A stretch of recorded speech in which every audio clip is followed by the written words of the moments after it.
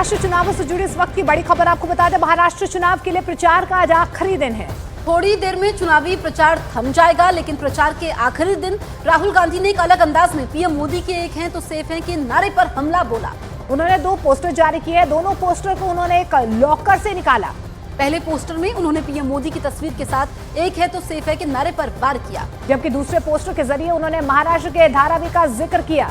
उन्होंने कहा कि बीजेपी सरकार में धारावी सेफ नहीं है। उन्होंने बीजेपी पर धारावी का जिक्र करते हुए महाराष्ट्र के युवाओं का रोजगार छीनने का भी आरोप लगाया।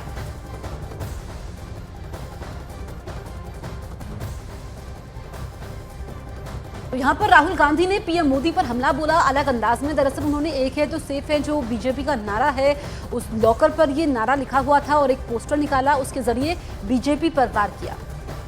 तो महाराष्ट्र में आज चुनाव प्रचार का आखिरी दौर है, आखिरी चरण है। और आपको बता दें कि जिस तरीके से बार पलटवार का दौर लगातार जारी है, इस बीच राहुल गांधी ने आज पर तंज कसने की कोशिश की है। उन्होंने एक है तो सेफ है के नारे को लेकर यहां पर प्रधानमंत्री नरेंद्र मोदी पर वार किया।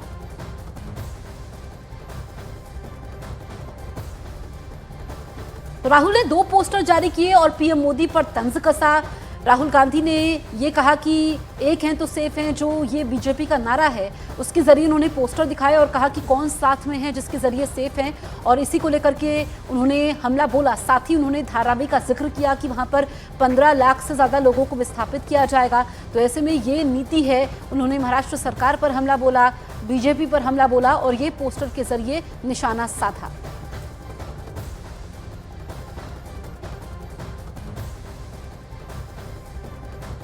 महाराष्ट्र के किसानों को, गरीबों को, बेरोजगार युवाओं को मदद की जरूरत है।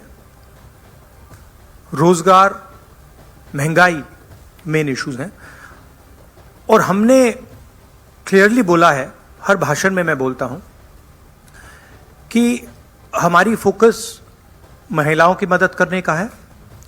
3000 रुपए हर महिला के बैंक अकाउंट में हम डालेंगे। फ्री बस ट्रैवल होगा महिलाओं के लिए। किसानों के लिए 3 लाख रुपए तक का कर्जा माफ होगा। सोयाबीन के 7000 रुपए प्रति क्विंटल। प्याज के किसानों के लिए fair price committee. Fair MSP कपास के किसानों के लिए। कास्ट सेंसस जो हम तेलंगाना में, कर्नाटक में करवा रहे हैं, वो हम महाराष्ट्र में करवाएंगे। हम जानना चाहते हैं और महाराष्ट्र की जनता को बताना चाहते हैं कि किसकी कितनी यहां पे भागीदारी है। सेंट्रल पिलर है हमारी स्ट्रेटेजी का। हमने पार्लियामेंट हाउस में मैंने कहा है 50% रिजर्वेशन की दीवार भी हम तोड़ देंगे। वो भी प्रधानमंत्री करना नहीं चाहते हैं।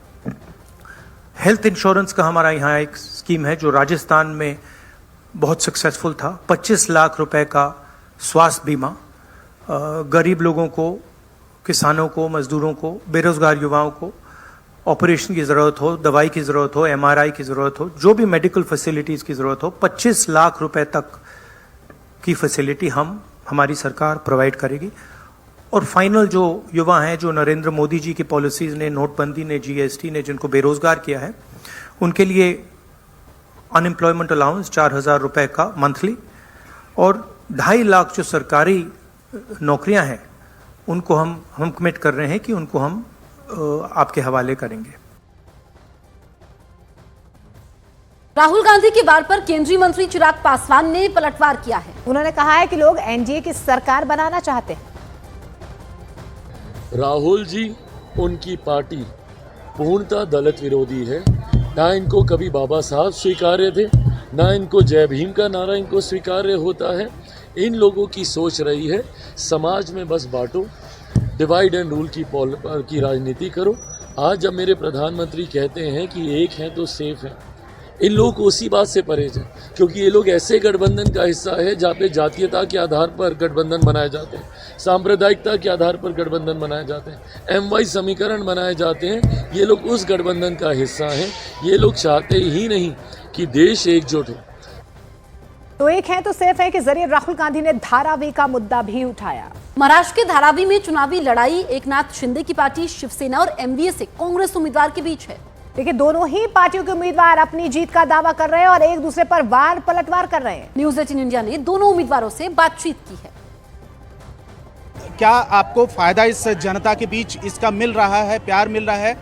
पिताजी और बड़ी बहन यहाँ चुनावी मैदान में पहले रहे थे। जरूर जरूर, क्योंकि उन्होंने यहाँ काम किया है। जो जब लोग 40 साल चुन के आते हैं तो कुछ काम होता है तभी चुन के आते हैं, और उनका जैसे प्यार, उनको जैसे प्यार मिला है, आशीर्वाद मिला है, वैसे ही मेरे को भी प्यार और आशीर्वाद मिल रहा है। एक सवाल और, इन दिनों जो है वोट जिहाद का बहुत ज़्यादा मामला चल रहा है पूरे महाराष्ट्र की राजनीति में।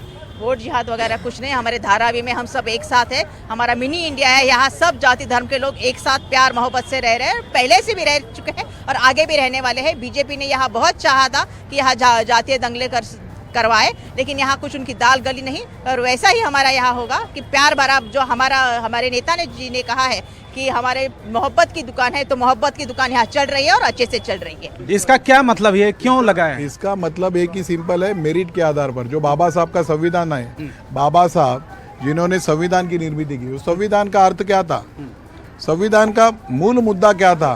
कि समाज में से कोई भी वर्ग, मतलब वो दलित हो, वो पीड़ित हो, गरीब हो, हर किसी को राज्यकर्ता बनने का अधिकार होना चाहिए। उसको उसके अधिकार मिलने चाहिए। जाति के आधार पर, धर्म के आधार पर या वंश के आधार पर राजा का बेटा ही राजा बनेगा, ये जो हमारी योजना थी, सालों से हिंदुस्तान की परंपरा थी, वो परंपरा बाबा साहब ने संविधान के माध्यम से तोड़ी। और वो संविधान का अपमान धारावी में हो रहा है। वो संविधान को तोड़ा जा रहा है कि मेरा बेटी पहले एकनाथ गायकवाड़ जी ने संविधान के तहत ही वो राजा बने, धारावी में राज्य किया।